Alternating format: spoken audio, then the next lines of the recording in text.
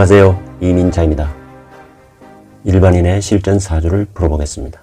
사주는 병원년 정유월 을미일 을유시에 해당합니다. 여성의 사주이고 올해 57세입니다. 이 사주는 금이 왕한 6월에 태어나고 유시에 태어난 것입니다. 따라서 금이 태왕한 사주인 것입니다. 이처럼 사주에 금이 태왕하면은 일단 가장 필요로 하는 것은 목이기 때문에 목을 쓸 수 있는지를 살펴야 하는 것입니다. 사주의 목은 미중 정화에 뿌리를 내리지만 좌우로 유금의 협공을 받아 뿌리가 많이 상한 상태인 것입니다. 따라서 뿌리가 온전하지 못하기 때문에 쓰기가 어려운 것입니다. 그래서 금을 극하는 화가 이 사주에서 가장 필요로 하는 오행이 되는 것입니다. 혹자는 목이 가용신이고 화가 진용신이라고 얘기도 하는 것입니다. 화가 용신이기 때문에 화를 생하는 목은 희신이고 화토는 겸용신이고 금은 한신이고 화용신을 극하는 수는 기신에 해당하는 것입니다. 그래서 울로가 목화토 금운으로 흐르면 순탄하게 잘 사는 것이고 수운으로 흐르면 고행의 길을 걷게 되는 것입니다. 대운을 보면은 병신대운에서 시작하여 을미, 갑오, 계사, 임진, 신묘 이렇게 금에서 출발하여 화를 거쳐 목으로 가고 있는 운인 것입니다. 전반적으로 울로가 좋은 운으로 흘러가고 있는 것입니다. 더구나 을목은 양권에 해당하는 것입니다. 태어난 월은 음권에 해당하기 때문에 다소 어려움이 있었지만은 울로를 보면은 양권으로 흘러가고 있기 때문에 잘 먹고 잘 산다는 것을 의미하는 것입니다. 이 사주에는 오행 중에 수가 없습니다. 사주에 수가 없으면은 융통성과 지혜가 부족한 것입니다. 특히 자기 것을 잘 챙기지 못하는 것입니다. 자기 것을 챙기면은 주변으로부터 이기적이라는 평을 듣기 때문에 자기 것을 잘 챙기지 못하는 것입니다. 즉 눈치가 보인다는 것입니다. 왜냐하면 수가 없으면 수는 자신을 덮어주는 음막과 같은 것인데 이것이 없기 때문에 자신이 그대로 노출되어 자기 것을 챙기지 못한다는 것입니다. 또한 휴식을 잘 취할 줄 모르는 것입니다. 그래서 수면이 부족하는 경우도 많고 피곤함을 잘 느끼게 되는 것입니다. 수가 없는 사람은 요가나 참선이나 특히 멍 때리기를 하는 것이 좋은 것입니다. 이 사주에서 수는 목을 생하는 인성에 해당하는 것입니다. 이 사주에는 인성이 없기 때문에 미래에 대해서 크게 고민하지도 않는다는 것이고 흘러간 과거에 대해서도 크게 연연하지 않는다는 것입니다. 어찌 보면 인성이 없다는 것은 철저한 계획을 세우지 않는다는 것입니다. 태어난 월이 금이 왕한 6월이기 때문에 자신과 맞지 않다고 생각을 하면은 즉각 떨쳐버리고 털어버리고 내칠 수가 있는 것입니다.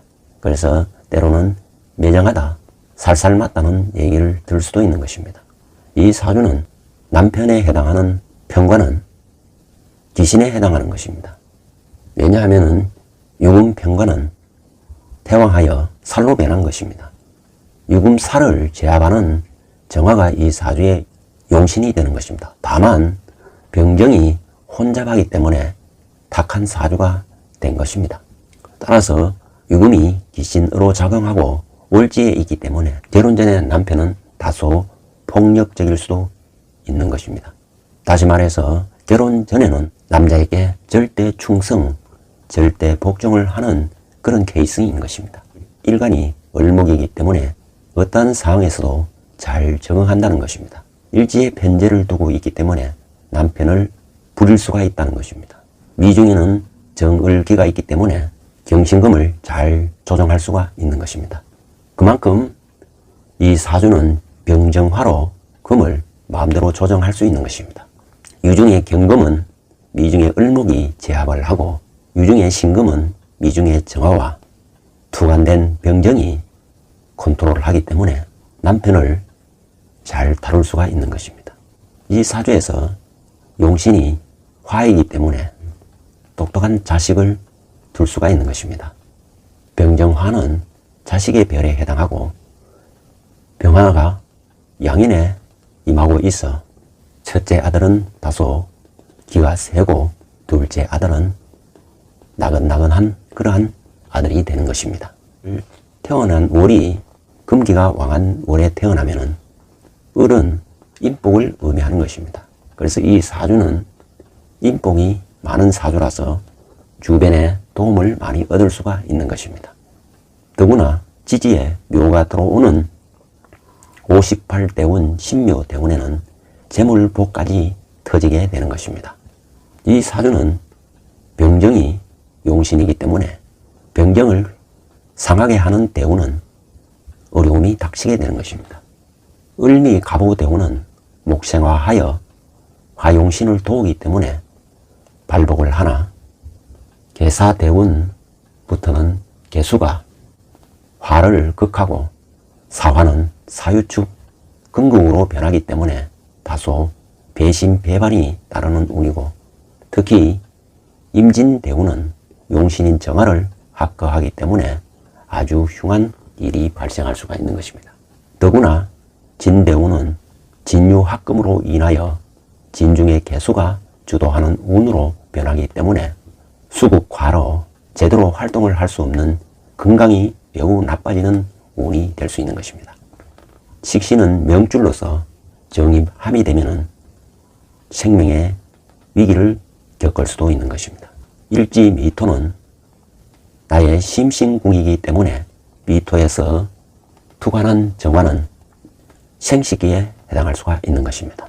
그래서 임진대운에 임수가 정화를 합거하기 때문에 자궁적출 수술을 하였던 것입니다.